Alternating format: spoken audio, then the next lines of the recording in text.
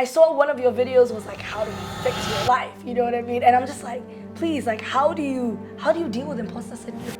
I think it's easy for people to quickly tell you, like, you're good, you're fine, you're doing okay. So when people talk about balance, I think what they leave out is everything won't be on the same balance. Hello. Hi. Good morning. How are you? I'm good. How are you? Good. I don't know why I said morning like it isn't like lunchtime. Look, all the times are morning, right?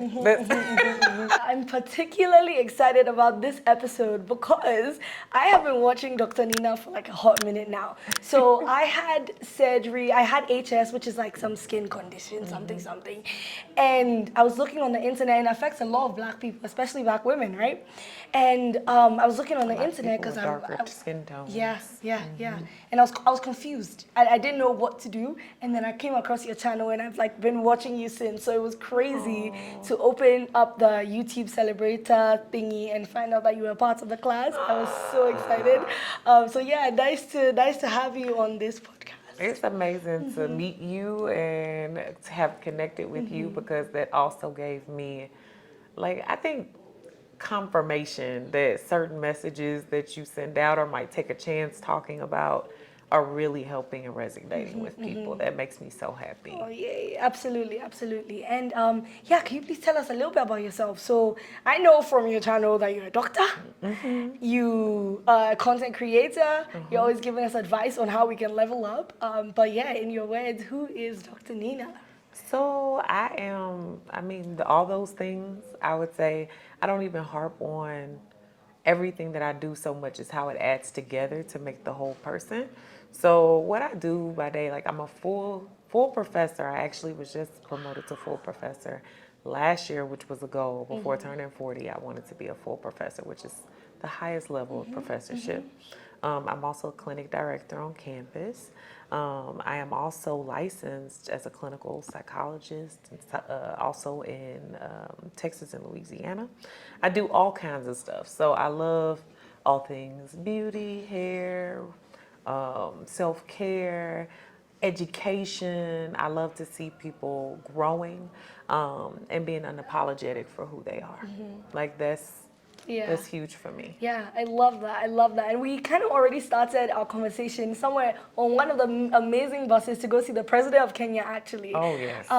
But I really wanted you here. Actually, let me roll it back. First question, what is the silliest thing you've done this week? The silliest thing, oh no.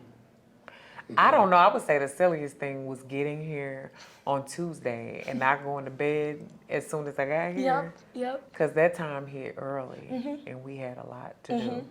So I was literally all over the place, like throwing makeup on and throwing, oh my God, I need to get ready. Yep. And it was funny because I felt like almost everybody had that experience that morning. No, I got in. By the time I was in my bed at 1 a.m. and then I found out you could order room service, I'm like, I have to do this. So 2 a.m. I'm up waiting for the room service to come, and then I had to flip around and be up by 5 because I went to the safari. Oh, safari. So yes. Yeah, because you had on the hat. You were all cute, safari fresh. Okay, I remember. But yeah, on the way in the bus, we're going to see the president of Kenya. Sorry, I need to put it. We're big boys over here. And we were talking about imposter syndrome, because this is, I don't know if it's because, I don't know, it's just been hitting me, but it's not just been hitting me because I've been talking to a lot of people and it's hitting them as well. And I saw one of your videos was like how to fix your life, you know what I mean? And I'm just like, please, like how do you deal with imposter syndrome? I would say for me, I allow myself to feel how I feel first.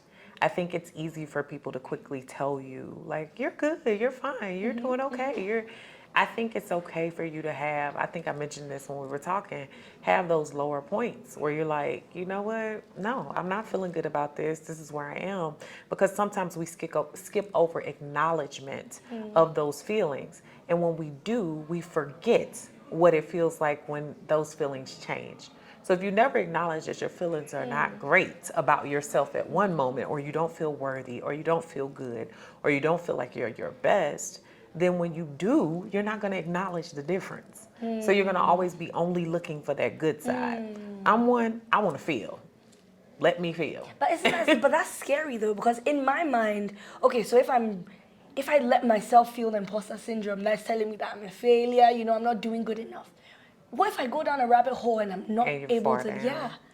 I think with that, and I think we talked about this too, I think with that, in order to tackle that, you have to ask yourself, why do I feel these things? So I would probably, in order not to go down that rabbit hole, I would say, hey, what are the top 3 things I'm feeling right now? What are those things? I'm feeling like a failure, feeling like I'm not worthy, I'm feeling like I'm not great. Okay, what does that mean to me? Because those are very general. So what makes me feel like a failure? What makes me feel like I'm not worthy? And what makes me feel not great? That just feels like so much work. And it is a lot of work, but when you do that work, it's so much better because you become more self-aware, right? Because you might also prove yourself wrong.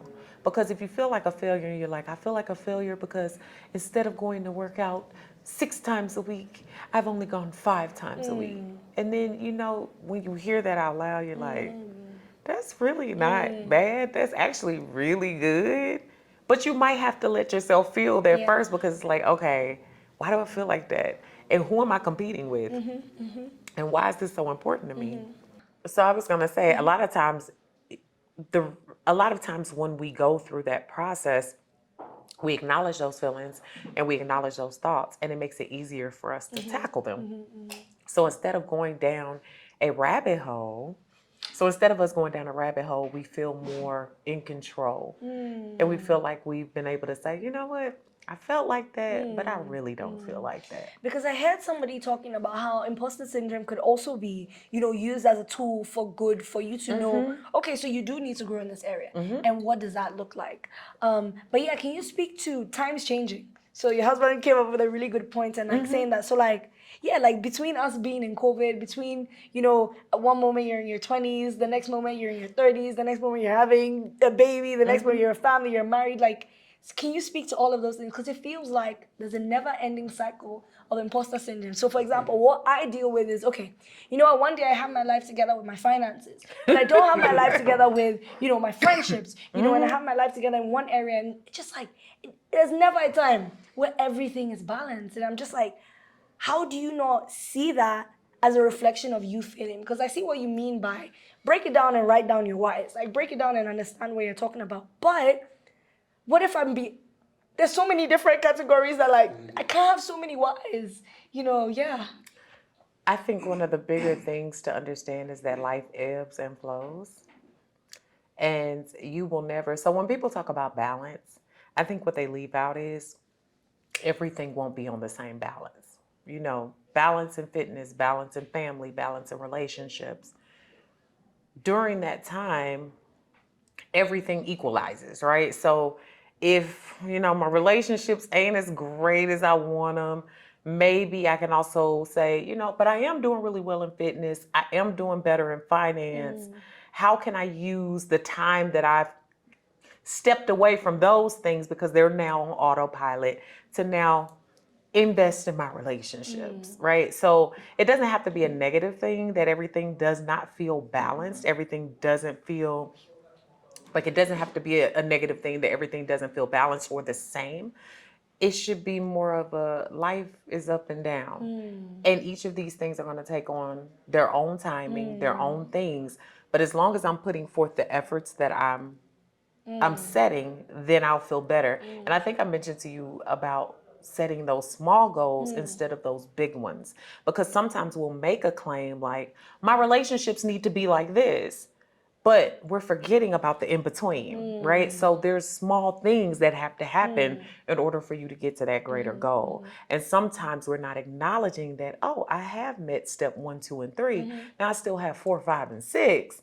But 1, 2, and 3 is pretty darn good. I'm 50% of the way there. So I think because we don't acknowledge those small things that change with time, we forget that we have been putting in the efforts. Yeah. Is there a way you can change your mindset from looking at the glass? Because what I'm hearing you say is, don't look at it glass half full.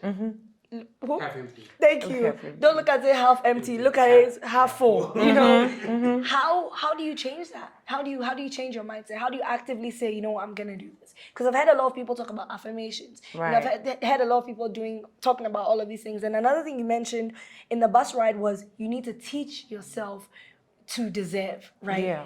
Please expand upon all of that.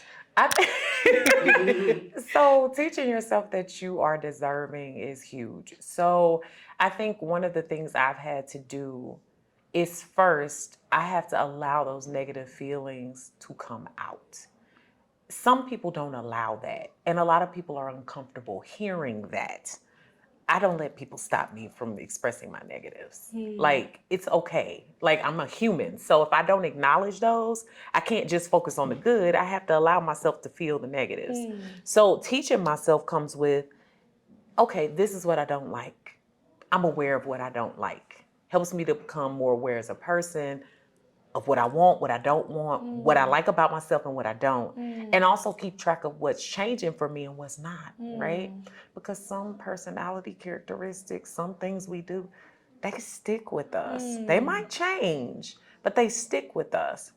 And so with teaching yourself, you have to be able to see that trek of behavior, that trek of, you know, I didn't like how I was here, but I love how I kind of came out of it here. So then you're teaching yourself, I can do things.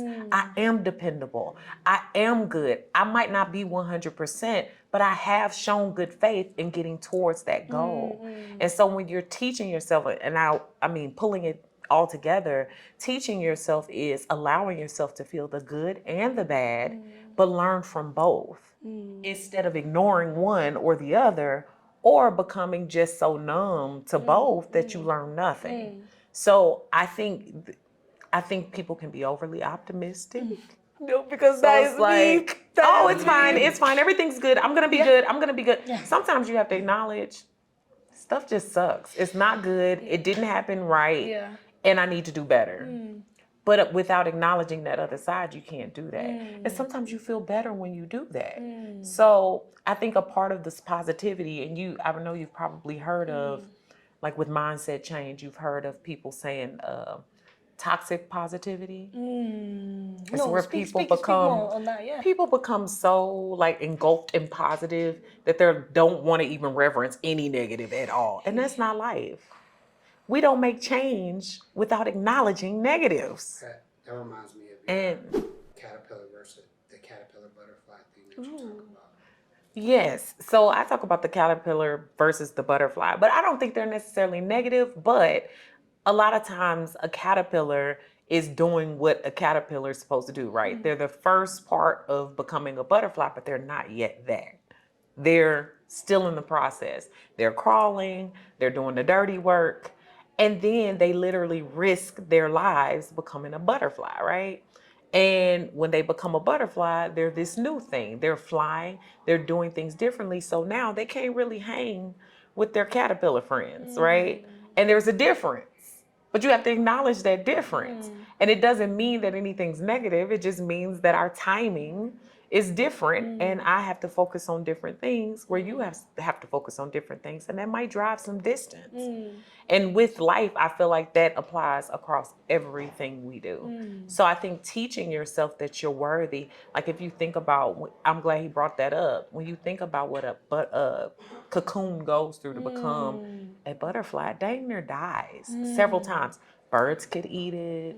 It could fall on the ground. It couldn't finish metamorphosis. It might prematurely come out and it's not ready. Yeah. So there's so many things that can go wrong. And I think you have to acknowledge those things as you go into changes so that you can feel more comfortable with the what ifs and the detours you might need to make. I love what you said about several times there's threats, because it makes me feel a little bit normal in the sense that, because sometimes, I don't know, the way life it happens, you feel like, okay, I've moved through one hurdle, it should be done. You know, I should be perfect right now. But this analogy that you've talked about, where you're saying a bed can get it can fall down on the floor, you know, so many things lets me know that the battles, they are kind of never ending. However, the other side of that is that you become a butterfly. You know, it's all about embracing that. And okay, so you pass the bed, okay, no problem. Breathe. Now let's go. you know, the wind is shaking the cocoon. Absolutely. It's okay, breathe, you know, and then let's go. Yeah. So I really, this has been good. And I know that you have to run now. But We're good. my last question for you was like, if we are taking this to go practically, what does doing the work practically look like? So is this, am I writing this down? Am I doing a video journal? Like, what does that look like to put that into It's practice? whatever's most comfortable and effective for you. For some people, writing things down, journaling is amazing. For me, I like to write down like bullet points. And also, I mean, YouTube is kind of like a collection of different phases of my life for me. But I think you have to do what's comfortable for you, because a lot of times we tell people, hey, you need to journal, you need to write in your book. But some people don't feel comfortable with that. Maybe that's voice notes on your phone. You know, maybe that's having accountability with a friend and making sure that they listen to you when you're having issues, or just hear you. They don't have to give you any advice. They just listen. They become your diary. But I think there's multiple ways in that. So writing it down, video diary, audio diary, sharing with a person you can trust, or even just writing things on a slip of paper and putting them in a box, you know. And I think sometimes those really do help. And I know one thing I used to do in the past is I would go back to pictures. And so I would take a picture at a certain time. I would even take pictures of me crying about something. Might sound crazy, but I would cry about something that was devastating. And then I would look back and be like, man, I got over that. Like, it didn't even make me want to cry right now. It makes me want to cry because I'm looking at this picture and I remember those emotions. Yeah. But not because it's making me emote those things. Yeah. And so I think those are good ways of practically holding on to those things and actually seeing what you want to change from that point, and see how those things are changing. They don't have to be big changes either, just small things. Okay. Amazing. Thank you so much for coming and everything. Can I give you a hug? Absolutely. Thank you. Oh, and I hope you have a really nice day. Oh, you too. You too.